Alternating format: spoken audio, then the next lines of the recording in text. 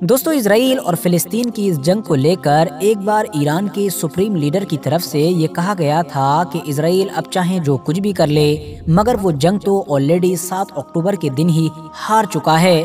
क्योंकि इजराइल को जो डैमेज हमास की तरफ से 7 अक्टूबर के दिन दिया गया था, ना तो इजराइल कभी उस डैमेज को ठीक कर सकेगा और ना ही इजराइल अब कभी फ्यूचर में वो इजराइल बन सकेगा कि जो वो 7 अक्टूबर से पहले हुआ करता था। और शायद दोस्तों अब धीरे धीरे ईरान के सुप्रीम लीडर की ये सारी ही बातें सच होती हुई नजर आ रही हैं। वो इसलिए क्योंकि ये बात तो हम सभी ही लोग न्यूज़ के जरिए से जानते ही हैं कि पिछले कुछ दिनों से लगातार ग्राउंड इन्वेजन के मामले में मतलब कि फील्ड पर इजराइल हमास से पिछड़ता जा रहा है। फील्ड से हटकर अगर डिप्लोमेसी की बात की जाए तो इंटरनेशनल पॉलिटिक्स से भी हर गुजरते हुए दिन के साथ इजराइल के लिए बुरी से बुरी खबरें आ रही हैं। इजराइल के साथ डिप्लोमेसी में आजकल वो सब कुछ हो रहा है कि जो ना तो इतिहास में पहले कभी उसके साथ हुआ था और न ही शायद इजराइल ने ये सब कुछ होने की कभी उम्मीद की थी। दरअसल दोस्तों, इजराइल ने जिन इरादों और जिन मकासद के साथ गाजा पट्टी का ग्राउंड इन्वेजन किया था, इतने दिन गुजर जाने के बाद भी उसका उनमें से कोई एक टारगेट भी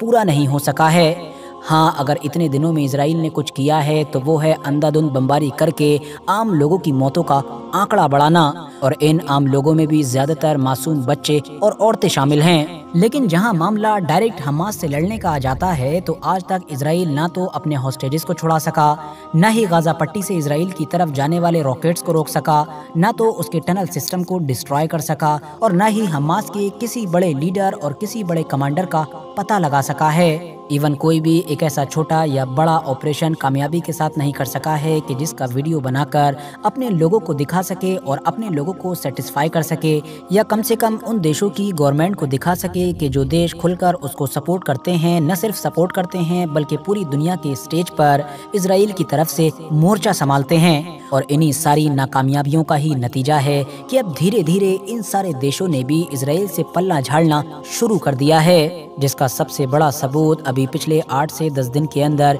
यूएन में होने वाली इजराइल और फिलिस्तीन को लेकर 2 वोटिंग्स में देखने को मिला। पहली वोटिंग हुई तो उसमें 15 मेंबर्स थे, जिनमें से 13 ने तो फिलिस्तीन की सपोर्ट में वोट किया, जबकि 14वां मेंबर के जो यूनाइटेड किंगडम मतलब यूके है वो गैर हाजिर रहा। उसने ना तो किसी के सपोर्ट में वोट किया और न ही किसी के खिलाफ वोट किया। आखिर में बचा अमेरिका, उसने खुलकर इजराइल को सपोर्ट किया और वीटो कर दिया। जाहिर है अमेरिका तो यूएन का एक परमानेंट मेंबर है, जिसके वीटो करने की वजह से पूरा का पूरा ये प्रस्ताव ही खारिज हो गया। दूसरी वोटिंग हुई थी 12 दिसंबर सन 2023 के दिन और ये हुई थी यूएन की जनरल असेंबली में। अब क्योंकि इसके तो 193 मेंबर्स हैं तो 153 देशों ने खुले तौर पर सीज फायर के लिए मतलब कि इजराइल के खिलाफ वोट दिया था, जबकि 23 देश ऐसे थे जो गैर हाजिर रहे, मतलब ना तो उन्होंने इजराइल के फेवर में वोट किया और ना ही इजराइल के खिलाफ वोट किया। सिर्फ 10 मेंबर ही ऐसे थे कि जिन्होंने इजराइल के फेवर में वोट किया, और इन 10 मेंबर्स में से भी सिर्फ और सिर्फ अमेरिका और इजराइल 2 ही ऐसे नाम हैं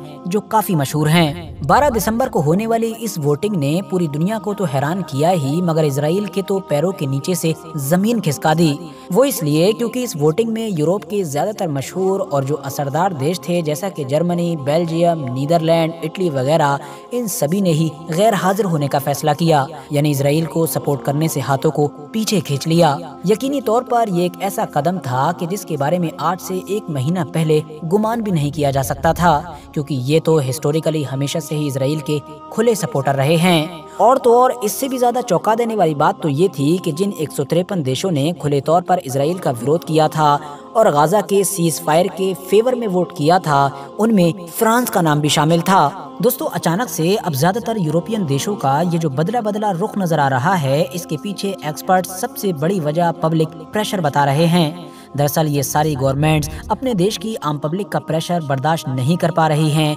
क्योंकि ऑलरेडी बहुत सारी रिपोर्ट्स ये बात क्लियर कर चुकी हैं कि अब दुनिया भर में फिलिस्तीन और इजराइल को लेकर पब्लिक ओपिनियन पूरी तरह से चेंज हो चुका है। मुस्लिम दुनिया या फिर एशिया और अफ्रीका को तो छोड़ ही दीजिए, बल्कि यूरोप और अमेरिका में भी अब ये जो नई जनरेशन है मतलब यंग लोग हैं, इनमें प्रो इजराइली कम और प्रो पैलेस्टीनियन ज्यादा पाए जाते हैं। ज्यादातर यंग लोग अब फिलिस्तीन को ही सपोर्ट करते हैं, उसी की सपोर्ट में बड़े बड़े प्रदर्शन कर रहे हैं और फिलिस्तीन की सपोर्ट में सड़कों पर झंडे और उनसे जुड़े हुए रुमाल, कपड़े वगैरह पहनकर टहलते रहते हैं। ظاہر ہے دوستو ان ساری چیزوں کا اثر ہم کو سوشل میڈیا پر بخوبی نظر آ بھی رہا ہے۔ بات صرف یہیں پر ختم نہیں ہو جاتی ہے بلکہ وہ امریکہ بھی کہ جس کو اسرائیل کا سب سے بڑا اور سب سے بھروسے مند دوست مانا جاتا ہے، آسان شبدوں میں ہم یہ بھی کہہ سکتے ہیں کہ جس کے بلبوتے پر اسرائیل یہ جنگ لڑ رہا ہے یا پھر ساری جنگیں لڑتا ہوا آیا ہے، اس امریکہ سے بھی اسرائیل کو اچھے سگنل نہیں مل رہے ہیں۔ میڈیا کے ذریعے سے آلریڈی یہ بات کلیئر ہو چکی ہے کہ امریکہ اور اسرائیل کے بیچ اندر ہی اندر سب کچھ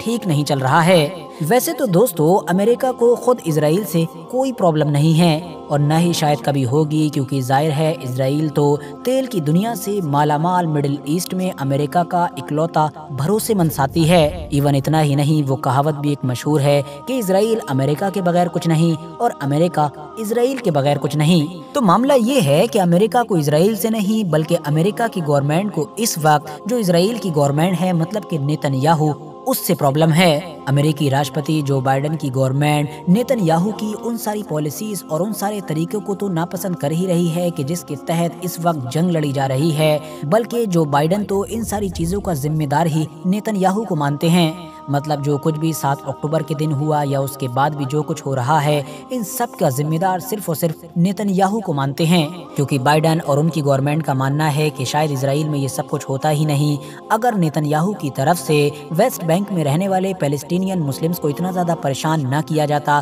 اور ان کے خلاف ایک سے بڑھ کر ایک پالیسیز نہ لائی جاتی۔ ساتھ ہی ساتھ اگر نیتن یاہو اسرائیل کے مانے ہوئے جو ایکسٹریمسٹ نیتا ہیں، مطلب کہ نفرتی اور کٹر نیتا، ان کے ساتھ مل کر سرکار نہ بناتے، یعنی نیتن یاہو نے یہ سب کچھ کیا تب ہی ویسٹ بینک کے اندر ماحول خراب ہوا اور تب ہی حماس کو یہ سب کچھ کرنے کا موقع ملا۔ جو بائیڈن کے اوپر آلریڈی امریکہ کے عام لوگوں کا دباؤ تو ہے ہی، ساتھ ہی ساتھ الیکشن بھی آ رہے ہیں تو دباؤ اور بھی زیادہ بڑھتا جا رہا ہے، کیونکہ لگاتار آنے والی رپورٹس یہی بتا رہی ہیں کہ جو بائیڈن کی جو پاپولیرٹی ہے، مطلب کہ جو شہرت ہے، وہ امریکہ میں گھٹتی جا رہی ہے اور زیادہ تر لوگ اب ان کی جو پالیسی ہے اسرائیل اور فلسطین کے میٹر کو لے کر اس کی وجہ سے ان سے نفرت کرنے لگے ہیں۔ ساتھ ہی ساتھ جو بائیڈن اب انٹرنیشنل پالیٹکس میں بھی اس میٹر پر ہر گزرتے ہوئے دن کے ساتھ اکیلے پڑتے جا رہے ہیں، اور انہی تمام چیزوں کا ہی نتیجہ ہے کہ پچھلے کچھ دنوں میں اب امریکی راشٹرپتی جو بائیڈن اور ان کی پوری گورنمنٹ کے سر بدلے ہوئے نظر آ رہے ہیں۔ پہلے تو امریکہ کے ودیش منتری بلنکن کی طرف سے اوپنلی یہ کہا گیا کہ ہم کو بنجامن نیتن یاہو کی کتھنی اور کرنی میں فرق نظر آ رہا ہے، مطلب وہ جو ہم سے بولتے ہیں اور جس چیز کا ہم سے وعدہ کرتے ہیں وہ ویسا کر نہیں رہے ہیں۔ یہ دراصل بات ہو رہی تھی عام لوگوں پر بم برسانے کی۔ ودیش منتری کے بعد اب تو امریکہ کے جو راشٹرپتی ہیں وہ بھی کھلے طور پر اسرائیل کے خلاف سخت الفاظوں کا استعمال کر چکے ہیں۔ جو بائیڈن نے میڈیا کے سامنے تھوڑے تلخ لہجے میں کہا کہ اسرائیل نے یہ جو عام لوگوں کے اوپر اندھادھند بمباری کی ہے جس میں ہزاروں کی تعداد میں لوگ مرے ہیں، اس کی وجہ سے اب اسرائیل ورلڈ سپورٹ مطلب کہ دنیا کی ہمدردی کھوتا جا رہا ہے۔ دوستو جو بائیڈن اور نیتن یاہو کے بیچ اس بات کو لے کر بھی جھگڑا ہے کہ آخر جنگ کے بعد غزہ کا کیا ہوگا، جہاں ایک طرف جو بائیڈن کا یہ کہنا ہے کہ نیتن یاہو تم اس پیلسٹینین اتھارٹی کو مضبوط کرو جو ویسٹ بینک میں آپریٹ کرتی ہے اور جس کے نیتا جو ہیں مطلب جو لیڈر ہیں وہ محمود عباس ہیں۔ حالانکہ یہاں پر میں یہ بات بتاتا چلوں کہ خود ویسٹ بینک میں رہنے والے جو پیلسٹینین لوگ ہیں وہ بھی محمود عباس پر بھروسہ نہیں کرتے ہیں،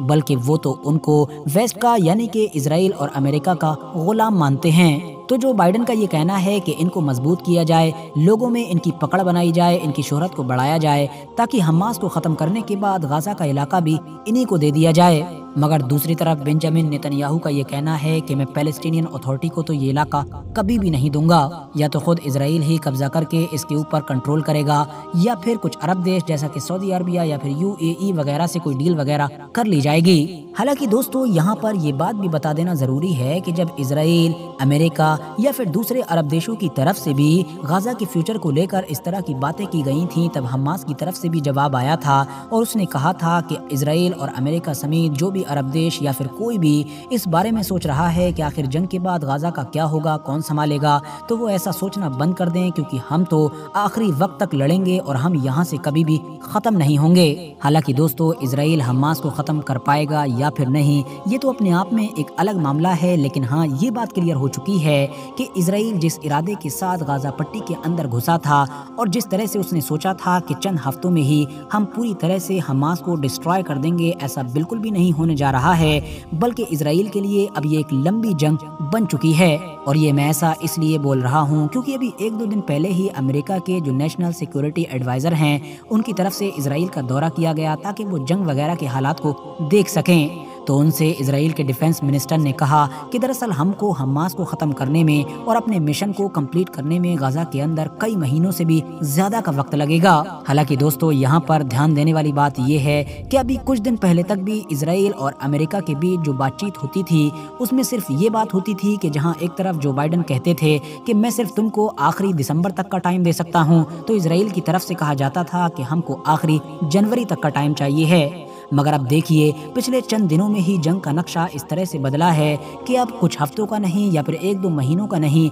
बल्कि अगले कई महीनों का वक्त मांगा जा रहा है। मगर जैसा कि मैंने पहले ही बताया कि अमेरिका में इलेक्शन आने वाले हैं, इंटरनेशनल प्रेशर बढ़ता जा रहा है, इंटरनेशनल पॉलिटिक्स की जो तस्वीर है वो भी बदलती जा रही है। तो इसीलिए ये बात बिल्कुल क्रिस्टल क्लियर है कि अमेरिका इसराइल को लंबे वक्त तक हरी झंडी देकर नहीं रख सकता है। फिलहाल दोस्तों, आज की अपनी वीडियो को हम यहीं पर खत्म करते हैं। वीडियो अगर आप लोगों को इन्फॉर्मेटिव लगी हो तो वीडियो को लाइक करने के साथ साथ अपने दोस्तों के साथ भी जरूर शेयर करें। और इसी तरह की नॉलेजेबल और हिस्टोरिकल वीडियोस हमेशा देखने के लिए हमारे इस चैनल को सब्सक्राइब करने के साथ साथ बेल आइकन को भी जरूर प्रेस करें।